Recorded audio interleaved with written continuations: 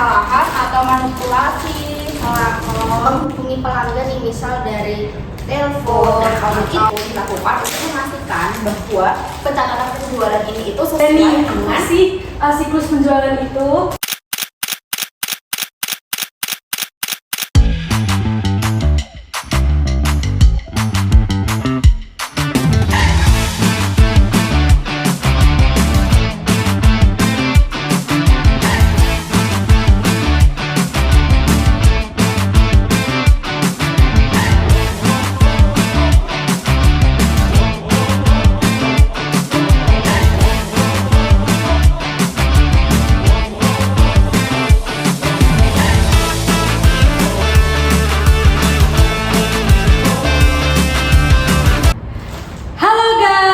Kembali lagi di podcast BBS Bincang-Bincang Seru. Kembali lagi dengan podcast kita yang akan bahas mengenai audit. Bagi kalian yang pengen ngerti audit, silahkan nonton podcast kami. Sebelumnya kenalin aku Pipit yang akan jadi tour guide kalian, memandu untuk berjalannya podcast kali ini. Halo, kenalin di sini kita. Katanya belajar audit bikin stres. Kita buktikan hari ini. Belajar sambil ketawa tuh sah-sah aja loh guys. Asal jangan ketawa pas buka laporan aja. Hai, kenalin aku Feb. Dulu mikir audit itu serem, tapi sekarang masih serem sih. Tapi setidaknya kita bisa sambil makan, bukan sambil nangis di pojokan. Halo, aku Zada. Kata orang-orang aku tuh orang serius banget, tapi sebenarnya aku asik kok guys. Nah, FYI buat kalian, kita ini mahasiswa semester 4 yang berusaha mencoba mengerti audit sambil tetap waras loh guys. Waras sih iya, tapi kadang belajar audit tuh kayak nonton drakor tanpa subtitle. Bingung, cuman kepo terus. Makanya kita bikin podcast ini biar kita nggak perlu buka buku tebel-tebel. Nah, kita hanya dengerin podcast ini langsung paham, dijamin nggak bikin ngantuk.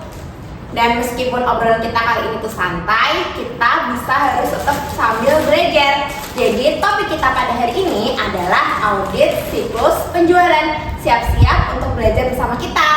Let's go! Nah guys, langsung aja nih ke pertanyaan yang pertama. Menurut Zada nih, apa sih siklus penjualan itu? Oke, kalau menurut aku ya, siklus penjualan itu singkatnya adalah dari perusahaan itu tuh nerima pesanan, entah itu produk atau jasa, sampai pelanggan itu benar-benar membayar pesanan mereka. Jadi kalau secara diurutin itu ya dari pelanggan itu pesan, terus perusahaan itu nyiapin pesanannya, terus bikinin tagihan, ngirim barang, dan juga pelanggan itu akhirnya membayar pesanan tersebut, kayak gitu. Iya, jadi tuh kayak perjalanan PDKT sampai jadi serius gitu loh guys. Ibaratnya tuh kita lagi PDKT sama gebetan nih. Yang pertama kan kita ajak ngobrol dulu. Kita dalam audit kan pesan barang. Habis itu apa? Iya, habis itu tuh kita kalau udah udah pas nih sama barangnya, order dikonfirmasi. Habis itu tuh kita kirim kado, barang dikirim. Habis itu kan kita ngasih surat cinta gitu loh. Iya. Order dikonfirmasi atau faktur dibuat. Nah, baru deh si dia ngembaliin perasaan, nah kita bayar. Nah, susunan seperti itulah di luar siklus bisnis gitu loh, disebut siklus penjualan. Emang kita tuh jagonya kalau ngomongin cita-citaan guys. By the way, yang namanya siklus penjualan atau penjualan itu ada dua macam, tunai dan kredit. Tadi kan aku udah jelasin tunai nih. Gimana sih kalau kredit itu? Nah, kalau kredit itu nanti ditulis sebagai atau dicatat sebagai piutang usaha. Jadi tuh kalau misalnya, nah bahasa sederhananya itu adalah kalau pelanggan itu ngutang sama perusahaan, jadi itu sama perusahaan itu akan ditulis sebagai piutang usaha. Jadi ketika perusahaan itu ngirimin produk, itu tuh tetap juga dicatat sebagai pendapatan. Tapi kalau misalnya nanti pelanggan itu udah bayar dengan uang kas, itu tuh sebagai penerimaan kas. Jadi kayak gitu guys. Oh gitu ya, jadi tuh intinya tuh di laporan keuangan kita nampilin pendapatan kalau barang udah dikirim. Kalau belum tuh kita nunggu tagihan bayar yang disebut itu piutang. Nah, kayak di cinta-cintaan gitu loh guys, nggak ada cintamu diakuin kalau belum ada buktinya. Nah, jangan cinta-cintaan terus. Aku punya pemisalan lagi. Jadi misalnya nih di toko baju, aku beli baju, tapi itu baru dikirim minggu depan gitu. Nah, itu tuh baru dicat. Nanti itu tuh timbul piutang sama penjualan. Nah, nanti kalau aku udah bayar baru timbul penerimaan kas. Nah, semua tuh ada tahapannya, nggak bisa langsung gitu. Oh, jadi tuh gampangannya tuh siklus penjualan itu semua kaitannya dengan penjualan sampai penagihan ya. Juga melibatkan dokumen-dokumen penting kayak faktur penjualan, dokumen penting kayak apa tuh namanya penerimaan kas, sama surat-surat untuk piutang yang akan ditagih sama perusahaan kayak gitu ya. Jadi kalian jadi paham kan guys apa itu siklus penjualan? Oke guys, sekarang aku kepo banget nih, kenapa sih proses ini tuh penting banget diaudit? Oke, menurut aku ya, kenapa proses penjualan itu penting banget buat diaudit? Karena penjualan itu adalah sumber pendapatan terbesar dari perusahaan. Jadi, kalau misalnya penjualan ini dimanipulasi angka-angkanya itu tuh bahaya banget. Apalagi nanti kan dicantumin laporan keuangan kan. Nah, itu tuh laporan keuangan itu bisa aja menyesatkan guys. Kayak gitu. Nah, audit itu dilakukan untuk memastikan bahwa pencatatan penjualan ini itu sesuai dengan PSAK. Jadi laporan keuangannya itu yang disajikan itu bisa disajikan dengan wajar dan juga dapat dipercaya. Benar banget, seperti yang kalian tahu pendapatan tuh yang ditinggi-tinggikan setinggi langit itu tuh rawan dibesar-besarkan. Nah itu tuh biasanya untuk kepentingan satu pihak saja. Nah seperti bikin bos seneng. Nah auditor tuh biasanya tuh tugasnya tuh buat ngecek, misalnya barang yang dikirim itu benar-benar dikirim atau cuma bisnis aja, cuma dicatat tapi nggak pernah dikirim gitu. Nah jadi tuh ibarat kita cek chat GPT nih guys. Nah dia tuh bilang sayang tapi tuh nggak ada buktinya ya, kita harus cari buktinya dong. Begitu juga dengan audit, kita cek bukti penjualannya. Kalau nggak ada ya PHP dong. Oke. Sama laporan keuangannya gitu. Ya, selain itu ya, audit itu juga memastikan perusahaan itu mematuhi standar akuntansi. Misalnya pendapatan tahun depan itu tuh ya harus dicatat di tahun depan, bukan di tahun ini. Kayak gitu guys. Jadi auditor itu memastikan bahwa kriteria pengakuan pendapatan itu sudah diakui sesuai dengan PSAK.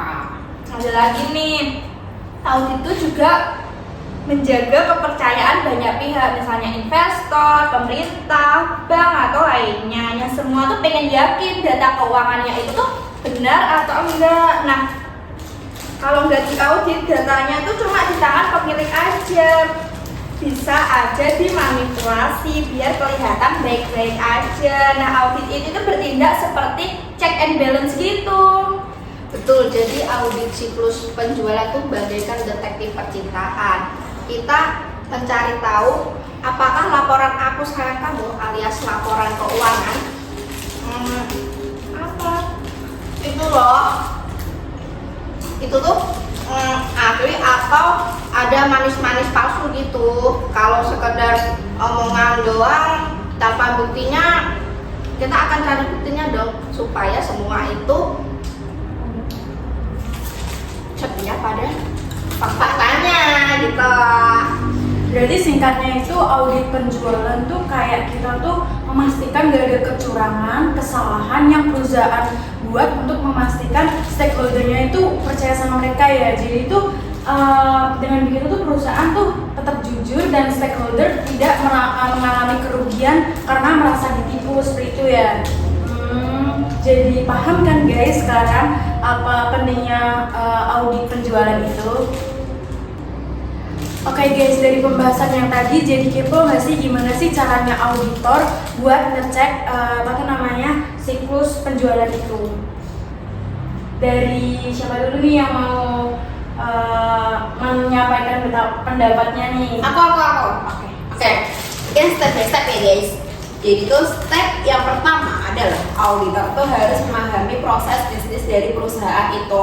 Jadi tuh di situ itu tuh auditor itu biasanya akan melakukan walkthrough, kayak dia tuh ikut jadi kasir, ikut nerima pesanan, ikut ngirim barang, sampai ikut nerima uang dari pelanggan kayak gitu. Nah, analogi mudahnya itu kayak kita tuh ngepoin hubungan orang gitu loh guys, dari pertama kali ketemu sampai mereka tuh nikah, kita tuh tahu semua detail-detailnya kayak gitu.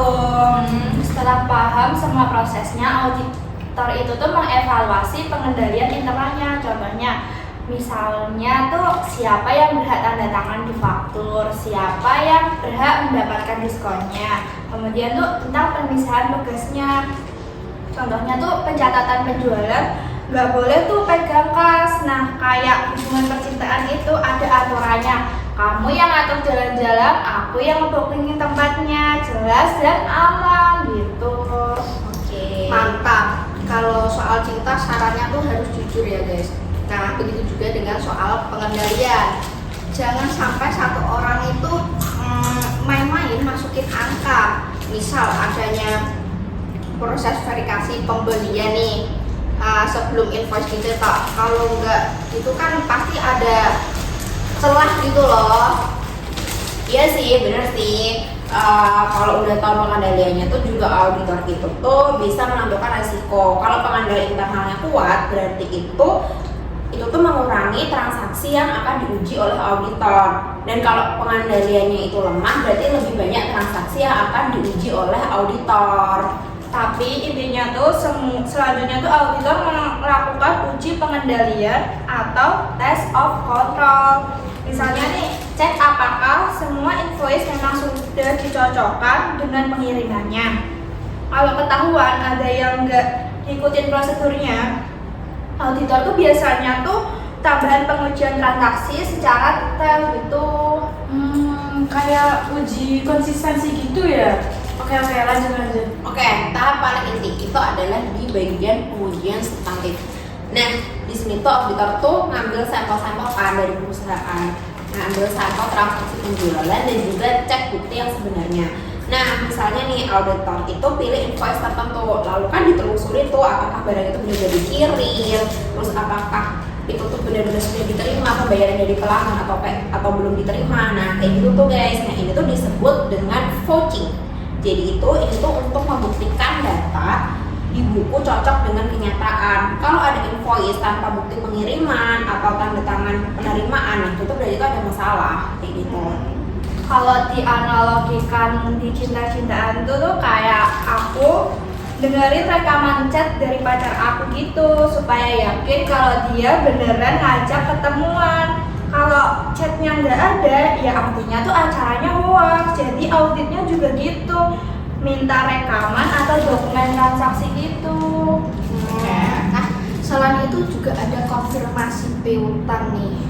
Auditor ini tuh bisa menghubungi pelanggan nih, misal dari telepon atau lewat email, menanyakan langsung, Mas, bener nggak Anda pesan barang ini dengan harga sekian? Nah, kalau pelanggan ini jawabannya beda nih, pasti kan ada salah catat gitu loh guys. Kan nggak enak ya kalau kita tuh PHP pelanggan sendiri. Oke. Betul sih yang diomongin kita. Jadi auditor itu juga melakukan pemeriksaan cut-off. Ini itu untuk memastikan bahwa penjualan itu benar-benar dicatat di periode tersebut gitu loh. Misalnya tanggal 31 Desember, Pipit itu pesan ke perusahaan sebesar 1M. Nah itu kan harus dicatat di tanggal 31 Desember, enggak di tanggal 1 Januari di periode berikutnya. Kayak gitu. Nah, auditor itu cek dokumen. Nah, di sini itu auditor itu harus cek dokumen pengiriman dan faktur di akhir Desember, karena tuh banyak banget perusahaan itu yang manipulasi itu ya di akhir Desember gitu guys. Jadi untuk orderan tahun selanjutnya itu kadang tuh dicatat di tahun ini biar bisa pendapatan mereka itu meningkat. Itu kan salah banget. Oh, jadi jangan dipindahin seenak-enak hati gitu ya. Jadi itu auditor juga bisa pakai analitik. Misalnya tuh kayak perbandingan total penjualan bulan ini sama bulan lalu atau tahun lalu. Kalau ada lonjakan tiba-tiba tanpa sebab tuh auditor tuh bisa gali lebih dalam gitu. Misalnya tiba-tiba semua produk laku keras karena diskon besar, oke, bisa dijelaskan. Tapi kalau penyebabnya ngaco itu tuh kemungkinan terjadi kesalahan atau manipulasi. Oh, berarti tuh auditor tuh juga harus mengecek hal-hal kecil gitu ya guys, kayak diskon, retur, penghapusan piutang. Kayak misalnya jika ada retur di perusahaan tuh auditor juga harus cek apakah itu tuh sudah dikurangi atau belum, atau bahkan kasir tuh diam-diam ambil uang tanpa melakukan pengembalian barang dan malah disembunyikan. Ngeri banget gak sih guys? Iya. Intinya tuh audit lengkap ya guys, dari mulai cek aturan main perusahaan sampai menyelidiki bukti transaksinya. Kalau perlu sih satu gitu loh. Nah pokoknya tuh kayak bikin apa sih namanya detektif pribadi gitu loh guys, untuk laporan keuangan perusahaan. Ternyata seru banget ya guys, banyak banget yang harus diperiksa auditor.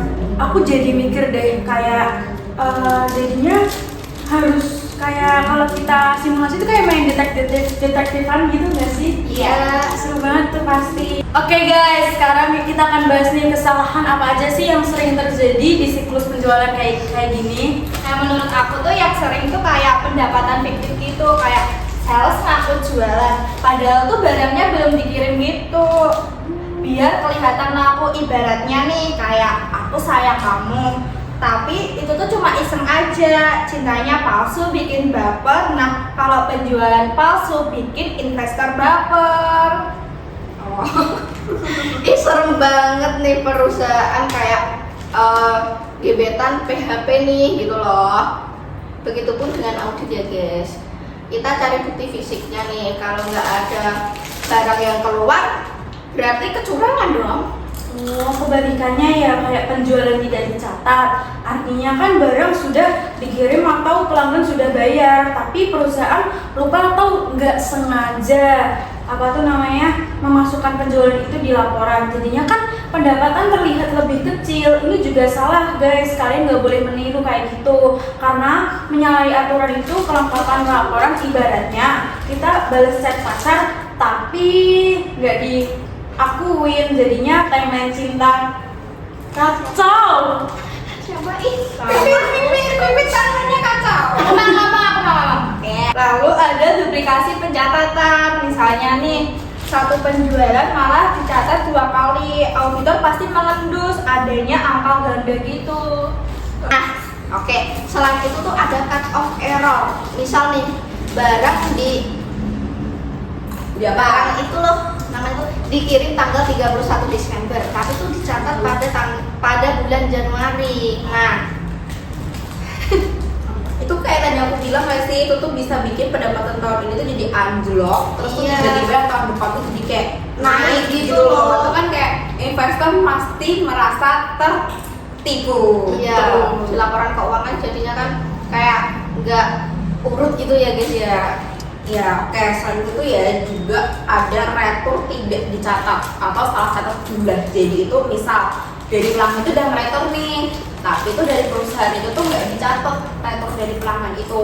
Jadi dicatatnya itu tetap penjualan, itu kan salah banget ya guys ya. Nah, selain itu tuh ya ada kasus di mana ada kasir yang ngebujuk pelanggan buat ngeretur barangnya, buat ngakuin retur gitu, biar mereka itu bisa ngambil uangnya. Ngeri banget kan? Jadi tuh kayak barang itu sebenarnya tuh nggak apa-apa, tapi tuh kayak kasirnya tuh nyoba diatur aja gitu. Terus nanti aman kok, nanti saya gini gitu. Tapi buat suratnya aja mbak gitu. Ternyata dari implementasinya itu pelanggan tuh nggak ngeretur, tapi ada surat returnya. Terus tuh dari surat returnya itu kan pasti kan ada pengembalian uang kan, nah itu tuh uang itu diambil sama kasirnya kayak gitu. Nah auditor itu di sini itu harus ngecek laporan retur dan jumlah pengurangannya biar bisa tahu selisihnya, juga minta konfirmasi ke pelanggannya. Ada juga harga atau jumlah yang salah dicatat itu. Misalnya nih harga diskon 2 juta. Malah dicatat jadi 20 juta gitu. Tiba-tiba kan pendapatannya kayak melonjak ngaco gitu ya. Auditor tuh bakal cocokin faktur dengan order dan pembayarannya. Jangan sampai salah angka gitu. Nah selain itu Shopee maaf ya. Selain itu ya ngomong tentang piutang ya, itu ada penghapusan piutang tanpa otorisasi. Misalnya kan ada kan piutang macet gitu kan. Nah si karyawan itu tiba-tiba tuh menghapus itu tuh tanpa izin, bikin piutangnya itu kelihatan bersih, padahal uangnya itu tuh hilang. Nah di sini auditor itu akan ngecek formulir otorisasi yang memastikan bahwa yang bersangkutan dan yang punya wewenang itu yang menghapus, bukan orang-orang yang nggak punya wewenang gitu loh. Kecurangan nih ya, kayak selingkuh sambil pura-pura baik-baik aja guys. Gimana tuh? Nah, audit itu ibarat kita tuh cek cat gebetan. Kalau ada bukti jawaban setiap hari kan semua akan baik-baik aja ya, nggak ada masalah. Nah, kalau nggak ada cat atau balasan kayak gitu kan pasti ketahuan dong. Kalau lagi selingkuh, Astagfirullahaladzim. Oke, berarti kayak secara ringkas tuh yang sering terjadi itu di kesalahan siklus penjualan tuh kayak ada penjualan palsu, penjualan ganda, penjualan tercatat di periode yang salah, dan masih banyak lagi kan. Semua itu pasti dicek auditor kan guys, dan lewat bukti fisik transaksi dan konfirmasi terhadap pihak ketiga. Betul banget. Jadi auditor itu sibuk ya guys. Oke guys, kita masuk ke studi kasus sederhana nih biar kalian dan kita lebih paham mengenai siklus penjualan di audit.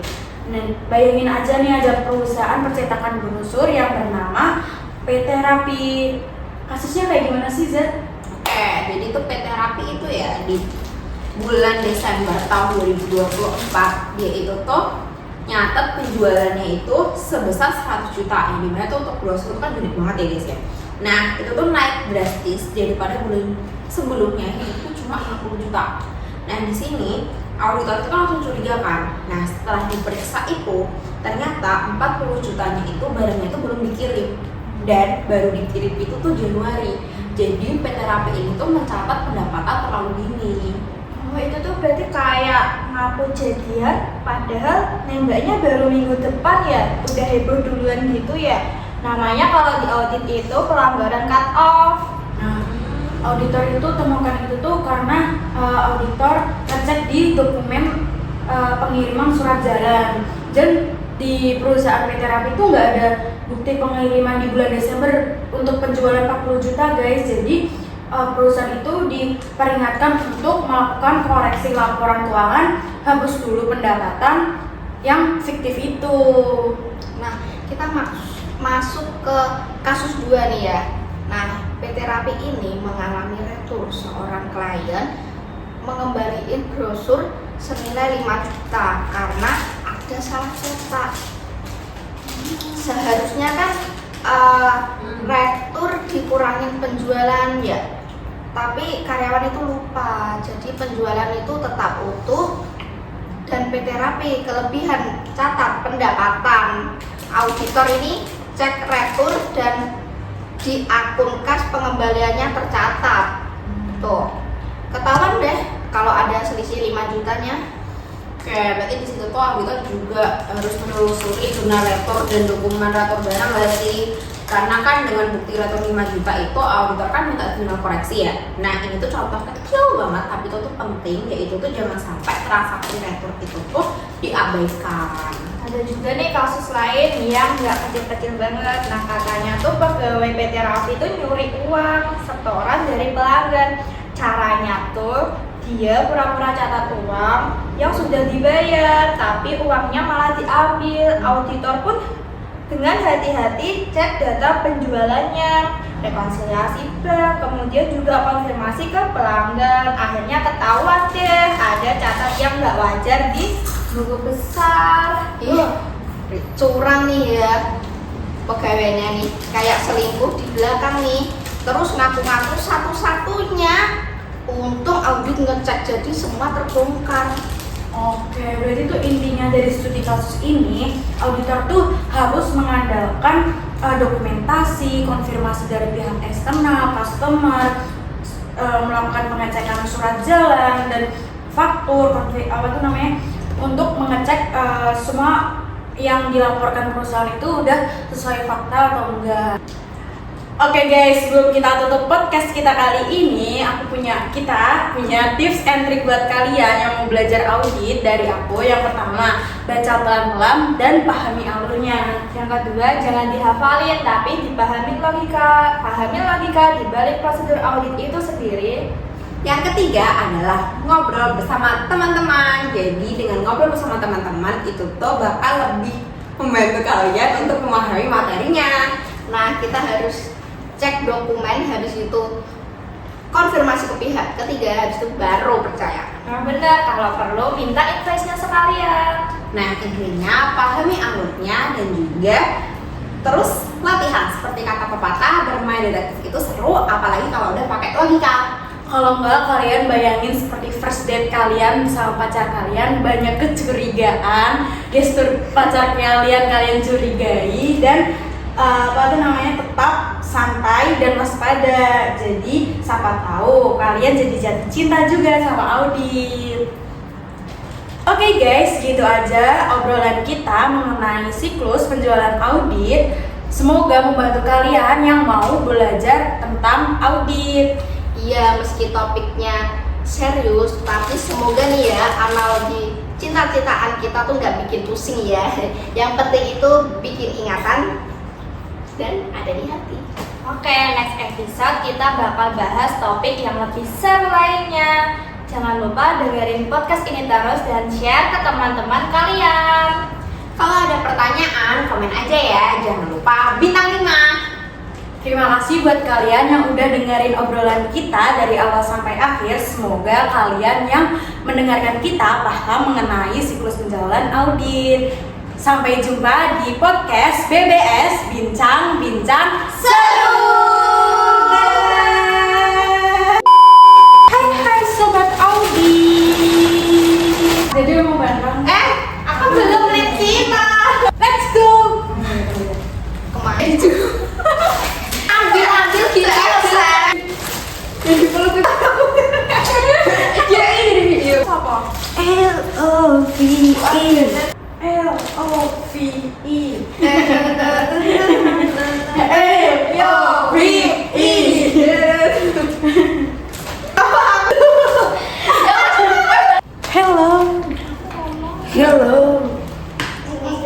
Hello. Nah, misalnya nih auditor itu pilih